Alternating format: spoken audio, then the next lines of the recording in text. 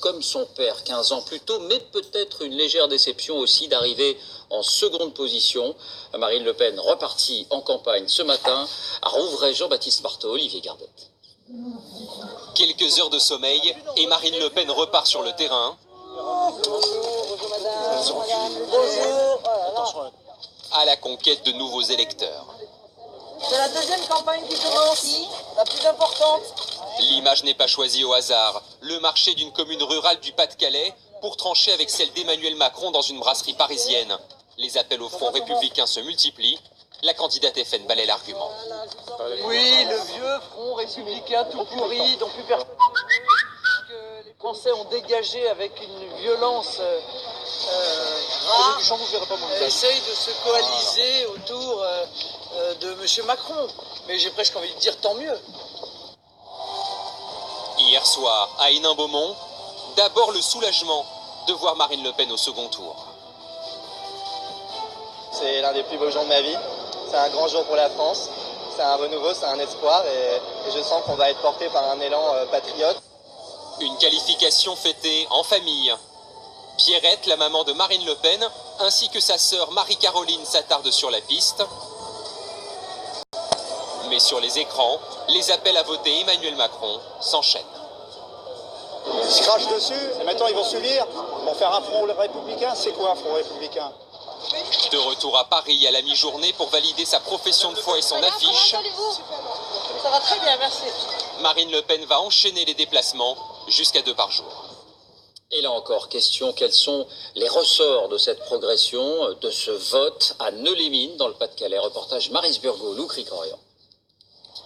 Neu-les-Mines, un paysage de terrils, 12% de chômeurs et un vote à plus de 40% pour Marine Le Pen.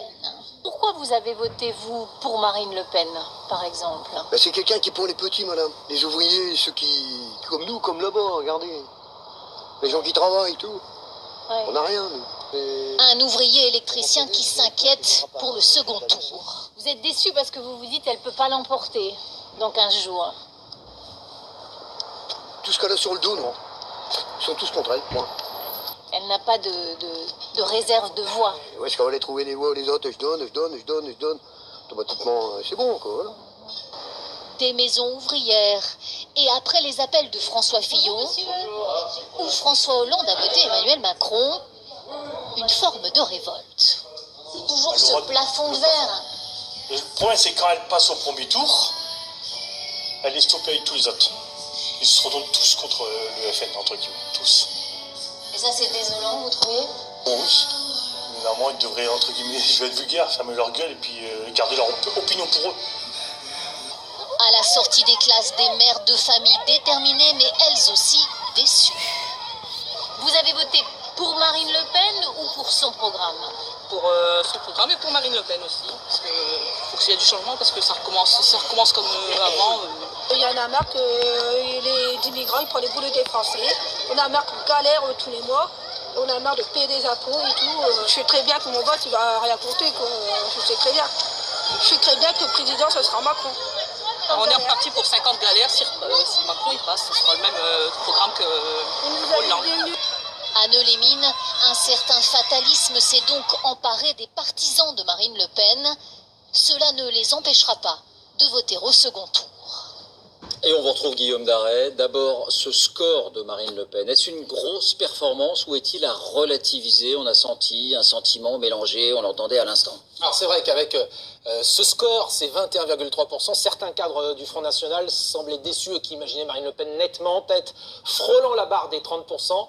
Mais attention David, parce que quand on regarde en nombre de voix, eh bien c'est un record. Marine Le Pen, hier, a recueilli près de 7 700 000 voix. C'est du jamais vu pour le Front National. Regardez par rapport au précédent scrutin, c'est presque 1 million de plus que lors des régionales de 2015 qui avaient établi le dernier record. C'est évidemment mieux qu'en 2012 et mieux aussi qu'en 2002, même si le corps électoral, évidemment, a évolué depuis. Quelle est la carte du vote Marine Le Pen? Alors on retrouve notre carte, vous voyez, elle a fait des très bons scores évidemment dans ces bastions du nord, de l'est, du pourtour méditerranéen également. Elle est aussi en tête en Corse. Autre élément notable et intéressant, si on prend le vote ultramarin dans son ensemble, eh bien, Marine Le Pen est en tête outre-mer. Qui sont les électeurs de Marine Le Pen? Y a-t-il un profil type là aussi? Alors, en matière d'âge, l'Institut Ipsos montre qu'elle réalise ses meilleurs scores chez les 35-49 ans, 29% des suffrages. En revanche, toujours des difficultés chez les plus âgés, seulement 9% des plus de 70 ans. C'est un vote aussi qui a attiré les catégories populaire. Regardez, 36% des ouvriers, selon l'Institut Ipsos, ont voté pour Marine Le Pen, seulement 13% des cadres. Et d'où viennent ces électeurs politiquement?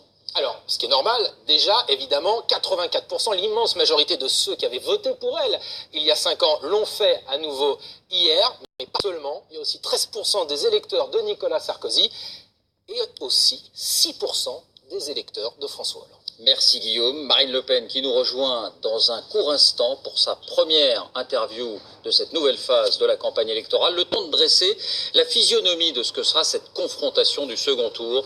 Une bataille entre deux visions du monde, en tout cas d'un point de vue économique. Christelle Mera. Deux candidats, deux visions radicalement différentes de l'économie. Opposition d'abord sur le libre-échange. Les credos de Marine Le Pen, anti-mondialisation, protectionnisme. Nous ferons aussi du protectionnisme intelligent pour nous protéger des désastres économiques, pour nous protéger de la concurrence déloyale. Elle propose des barrières douanières et une taxe de 3% sur les importations de produits étrangers. Un protectionnisme dénoncé par Emmanuel Macron, partisan d'une économie ouverte sur le monde, favorable au libre-échange. L'Europe, l'autre clivage. Emmanuel Macron, un Européen convaincu. Nous aimons la France forte, la France de l'espoir, dans l'Europe. Nous voulons une Europe plus forte. Marine Le Pen, elle, veut négocier à Bruxelles la sortie de l'euro et, s'il le faut, proposer par référendum de quitter l'Union européenne. Enfin, deux méthodes se dessinent. Lui veut assouplir les règles, s'attaquer à certains totems. Elle promet de mieux protéger les Français. Exemple, la retraite. Pour lui, toujours à 62 ans, mais régime de base unique, fin des régimes spéciaux. Pour elle, le retour de la retraite à 60 ans. Même opposition sur l'entreprise. Pour Emmanuel Macron, il faut négocier dans chaque société. Marine Le Pen préconise des négociations au niveau des branches, comme c'est plus souvent le cas aujourd'hui. Bonsoir Marine Le Pen. Bonsoir. C'est un moment important. Merci d'être avec nous pour le coup d'envoi de cette campagne du second tour. D'abord, sincèrement, lorsque les résultats vous sont parvenus hier soir, c'était la fierté parce que vous êtes au second tour ou un peu la déception aussi puisque les sondages vous annonçaient depuis de nombreux mois en tête de ce premier tour? Je n'ai aucune déception. Je n'ai que des espérances que j'aimerais d'ailleurs transmettre à ces deux mamans qui étaient dans le reportage et qui galèrent, comme elles le disent. Car nous pouvons gagner. Et je vais même vous dire mieux, nous allons gagner. Nous démarrons cette campagne à, selon les sondages, 40, 60, 10 petits points. Croyez-moi, c'est parfaitement faisable. D'autant plus que M. Macron a un peu bénéficié, il faut bien le dire, d'une forme de brouillard savamment entretenu lors du premier tour. Et là, le brouillard va s'estomper parce que maintenant, nous sommes face à face. Nous ne sommes plus que deux. Et donc, les Français vont découvrir le contenu de son projet, qui est un contenu d'une très grande violence sociale, économique, migratoire.